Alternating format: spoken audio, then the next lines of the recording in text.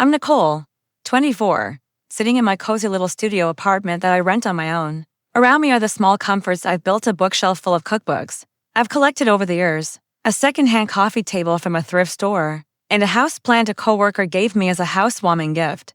For the first time ever, I actually feel free. But it wasn't always like this. I still remember the night everything changed so clearly. It was my twin siblings' 16th birthday. Jake and Lily. My parents had gone all out to fancy cakes. One shaped like a guitar for Jake, and one covered in pink butterflies for Lily. The house was packed with their friends, everyone laughing and taking selfies. I was, as usual, at work because being at work was easier than being home during family events. When I finally got home, tired and starving, the party was ending. The living room was trashed, but all I cared about was food. I found some leftover pizza in the fridge, warmed it up, and sat down at the table. Just as I was about to take a bite, my mom walked in. "Oh good, you're home," she said casually, sliding my plate aside. "The kids made a mess in the living room. Start cleaning up." I froze. "Mom, I haven't eaten all day," I said, trying to stay calm. "I just want to eat first." She didn't even pause. "The guests are still here. Clean up now." I took a breath and said firmly, "I'm hungry. I'll eat first." Her eyes narrowed. "Nicole, now." Before I could react, she snatched the plate away. That's when I lost it.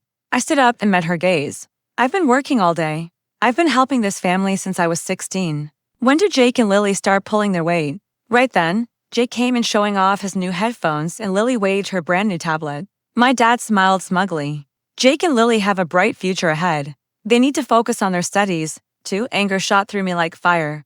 Didn't I have a bright future too? When did you ever care about my needs? I snapped. My mom's face twisted in fury. "Don't you dare talk to us that way. This is our house. You will show respect. Go to your room. No dinner for you." I didn't sleep that night. I just lay there in the dark, thinking about my life, how it all started when I was 10. My parents, always career-driven and a bit self-absorbed, brought home the twins. At first, it was little things: setting the table while mom fed them, putting away toys when dad asked. I felt useful then, like I mattered. But as I got older, the chores and responsibilities kept piling up. While my classmates were out having fun, I was home taking care of Jake and Lily, cooking, cleaning, keeping things together. My 13th birthday reminded me how different I was treated. I got a simple handmade card and a used book. But just a few months later, the twins' 5th birthday was a full-blown event with friends, decorations, and expensive gifts. By the time I turned 16, things got worse.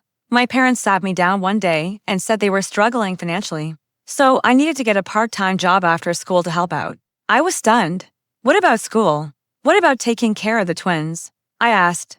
But they didn't care. They just expected me to handle everything. 3. I found a job at a small diner near home. I worked long shifts and every paycheck went straight to my parents. When I finally got the courage to ask for a little spending money, my mom looked at me like I'd said something outrageous. "We feed you and give you a roof over your head. The family needs this money," she snapped.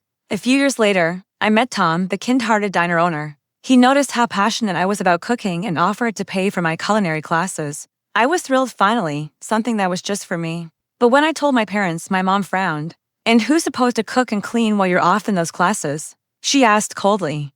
Around that time, I also became close friends with Mia, one of my coworkers. She was blunt and honest, never afraid to speak her mind. One day, she asked me about my home life. When I explained how I gave nearly all my pay to my parents and still did all the housework, she was shocked.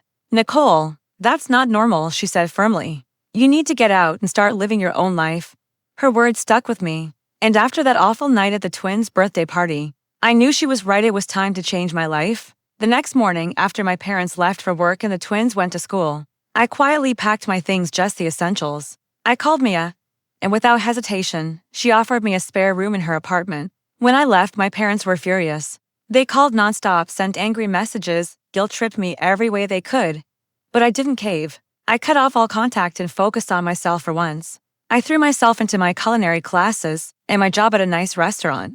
Before long, I was promoted to assistant chef and started saving up for culinary school. Now, sitting here in my small but peaceful apartment, surrounded by things that are truly mine, I know I made the right choice. I'm finally building a life on my own terms, one shaped by my dreams, not by someone else's expectations. And deep down, I hope Jake and Lily grow up to understand that family should mean love, support, and equality, not control or sacrifice.